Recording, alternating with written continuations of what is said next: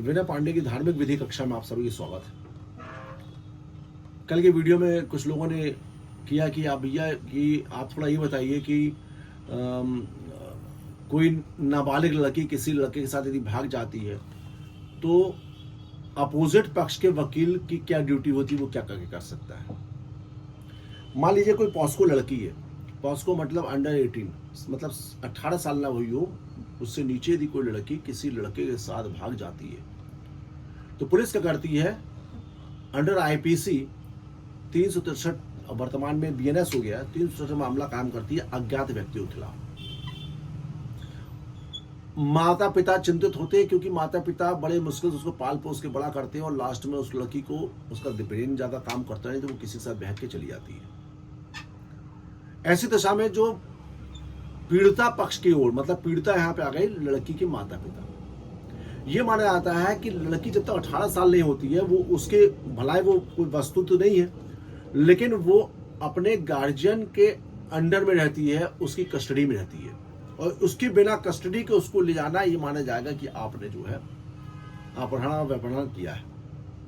अब ऐसी दशा में दो चीजें, आप चाहो तो जुडिशियल मजिस्ट्रेट फर्स्ट क्लास न्यायिक दंडाधिकारी के समक्ष 99 ऑफ द सीआरपीसी या फिर 97 ऑफ द सीआरपीसी की एप्लीकेशन लगाएंगे विद सपोर्टिंग एफिडेविट। माता पिता के ले लो, कल को माता पिता पलट रहने जाएंगे हमने ऐसा नहीं किया, और वहां बोले कि हमारी लड़की को कोई बहला फसला ले गया, पुलिस ढूंढ ढाड़ के उसको प्रस्तुत करे, तो मजिस्ट्रेट संबंधित थाना को आदेशित करेगी कि इसको प्रोड्यूस किया जाए।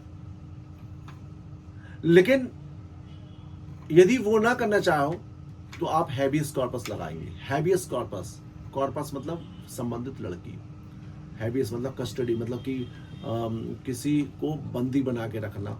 तो आप ये समझ है कि कोई लड़की कहीं गुम गई है, किसी ने उसको बंदी बना के रख लिया है, तो आप जब हाईकोर्ट में डब्ल्यूपी फाइल करेंगे, रिट पिटीशन फाइल करेंगे, तो पहले डिवीजन बेंच में इसकी सुनवाई होती थी, आजकल भी डिवीजन बेंच में, फिर सिंगल बेंच आ गया, अब फिर डबल बेंच आ गया।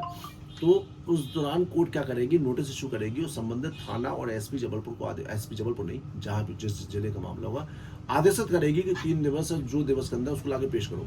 तो पुलिस क्या होता है, पूरी ताकत लगाती है और लगाने के बाद जो है प्रोड्यूस कर दो, ठीक है, नहीं तो अब व्यक्ति गुमा है तो अब वो सर्च तो करवाई करेंगे, तो वो डेट वगैरह जो भी होगा वो हाई कोर्ट में, मतलब आप डब्ल्यूपी हैबियस कॉर्पस लगाएंगे। लड़की यदि बरामद हो जाती है और बरामद होने पर पुलिस क्या करती है, उसके बयान लेती है कि तुम किसके साथ गई थी, तो लड़की बताएगी मैं फलाना फलाना व्यक्ति साथ गई थी। तो फलाना फलाना व्यक्ति के साथ गए तो पुलिस क्या करेगी, उसके ऊपर मामला कायम करेगी। 363 आप उसको कैसे ले गए, बिना उसकी मां की परमिशन, माता पिता की परमिशन के आप उसको कैसे ले गए, तो पुलिस उसके ऊपर 363 मामला कायम करेगी और गार्जियन से परमिशन लेगी कि आप क्या उसका मुलायजा कराना चाहते हैं कि कहीं उसके साथ कोई बलात्कार वगैरह तो नहीं हुआ। उसकी मां यदि परमिशन देती है तो जो सिविल डॉक्टर होंगे अपने जबलपुर से, जहां जिस शहर का भी हो डॉक्टर होंगे, तो वो डॉक्टर क्या करेंगे, डॉक्टर पास ले जाएंगे। यदि मां परमिशन देती है तो यदि उसे पाया जाता है रेप कंटेंट तो केस रजिस्टर्ड की जाएगी, नहीं पाया जाएगा तो 363 केस लगेगा। अब मान लीजिए चाहे 363 हो चाहे 376 का मामला लगा हुआ है, तो लगने पर लड़का गिरफ्तार हो जाएगा, फरार हो जाएगा, तो स्वाभाविक रूप से अपने को वो स्वयं को बंधक, चाहे वो फरारी में हो चाहे गिरफ्तारी में, अपने आप को बंधक मुक्त करने के लिए वो जमानत लगाएगा, चाहे 438 लगाए चाहे 439, बीएनएस में बीएनएसएस में 482 या 483 लगाएगा। उसमें पीड़िता की तरफ से आपत्ति के रूप में वकील वहां पे ऑब्जेक्शन फाइल कर सकता है, application for objection on bail. कोई सेक्शन लिखने की आवश्यकता नहीं है। फिर सपोर्ट एफिडेविट, माता पिता का एफिडेविट लगेगा। प्रोसिक्यूटर्स का नाम नहीं लिखोगे आप, उसमें प्रोसिक्यूटर्स लिखोगे, अभियुक्त पीड़िता विक्टिम लिखेंगे, विक्टिम ए विक्टिम बी, ठीक है ना। अब चलो वो बेल मैटर हो गया, फिर उसमें जो डिसाइड हो, अब उसके बाद केस में चलान पेश होता है तो पॉस्को की स्पेशल कोर्ट हर जिले में बनी हुई है। सत्यम देखो जरा, हर जिले में पॉस्को का एक अलग केस बना हुआ ले पकड़ लिया, ठीक है ना। तो ऐसी स्थिति में पॉस्को कोर्ट में आप एक एप्लीकेशन लगाएंगे, application under section 302 of the CrPC. अब 302 ऑफ द सीआरपीसी में क्या बीएनएस हो देख लो, फॉर असिस्टिंग द प्रोसिक्यूशन। आपने टाइटल बनाया state versus Ram Shyam, application under section 302 of the CrPC. तो 302 का सीआरपीसी क्या होगा आपको देखना पड़ेगा, आपको बीएनएस में नया कानून आया।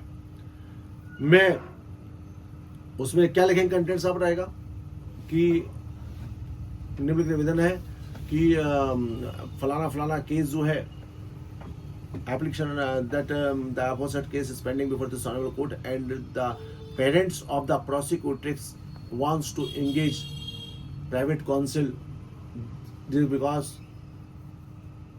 he or she is having no knowledge about the proceeding of the court, और वह किसी भी प्रकार से शासन से पेमेंट के रूप में नहीं लेगा और प्रोसिक्यूशन सहयोग करेगा, ऐसी दशा में प्रोसिक्यूशन असिस्ट अभियोजन को सहयोग करने हेतु अनुमति प्रदान करें। यदि अनुमति प्रदान होती तो आप बकायदा पेश करेंगे। फिर जब भी कोर्ट सम्मन जारी करेगी उसको बयान के लिए, तो आप उस तारीख को उपस्थित होंगे, वहां पे क्रॉस होगा, उनका वकील क्रॉस करेगा। ये टोटल शॉर्ट एथ प्रोसीडिंग है। और जैसा कि है कोर्ट तो बोला ही रही है, थोड़ा इसमें कमियां भी है। The statement of the prosecutrix is sufficient for conviction. ऐसा नहीं होना चाहिए लेकिन ऐसा है। डीएनए मैच कर दिया है। एक मामले में क्या हुआ, शॉर्ट स्टोरी बताना, सुनिएगा। एक लड़की 17 साल की थी। वो लड़की एक किसी लड़के से प्रेम करती थी, लगभग दोनों की जात एक बराबर थी। वो लड़की लड़के को फोन करके बोलती है कि मैं बॉम्बे आ रही हूँ, तो वापस आ रही हूँ, मैं नहीं रहूंगी। उससे जो भी उन लोगों के बीच में घनिष्ठ प्रेम था। लड़की ट्रेन में बैठ जाती, मानती नहीं है और बॉम्बे पहुंच जाती है। अब लड़का बेचारा क्या करे उसमें। ऐसी दिशा में लड़के ने क्या किया, उसको लेने जाना पड़ा। कहाँ जाएगी, बॉम्बे, मतलब जानते हो। तो लेने गया, तो अब लड़की मानने तैयार नहीं, मैं जहर खा लूंगी, मर जाऊंगी। तो लड़के ने क्या किया, अब अपने पास तो रख नहीं सकता, उसने किसी घर में जो है उसको रहवा दिया। यहाँ पर लड़की के माता पिता ने केस पंजीबद्ध कराया, पुलिस ने जाके उसको बॉम्बे से लड़का लड़की बरामद कर लिया। 376 का मामला बन गया। केस चला, दोनों पक्ष में सुलह हो गया माता पिता की। लड़की ने न्यायालय में बोल दिया, साहब कि हमने जो है अपनी मर्जी से गए थे, हम कोई लेने गया, माता पिता ने सब बोल दी। लेकिन लड़के को आजीवन कारावास पड़ गई। मालूम कैसे, लड़के से थोड़ा गलती हो गई। देखो, क्रिमिनल एडवोकेसी की बहुत खास बात है।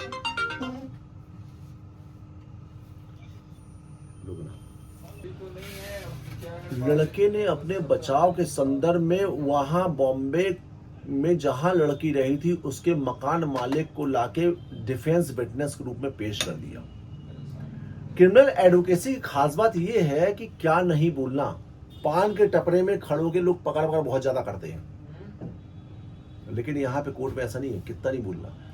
वहां पे जब मकान मालिक आया, बोला हाँ साहब लड़की आई थी, लड़की रही, इंडिपेंडेंट रही, उसको कोई लेना नहीं गया। तो उसके सरकारी वकील ने क्वेश्चन कर दिया कि भाई साहब लड़की को तो आप जानते नहीं, तो लड़की को आपने मकान किराए से कैसे दे दिया? तो उसने भी लड़का लेके आया था, मतलब लड़की पास थी।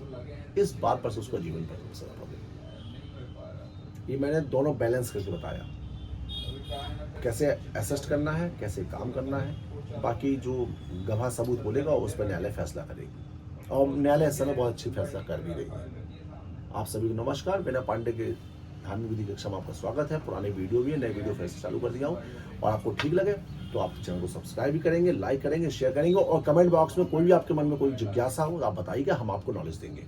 जय श्री कृष्ण। इस पास्को की विशेष बात यह भी है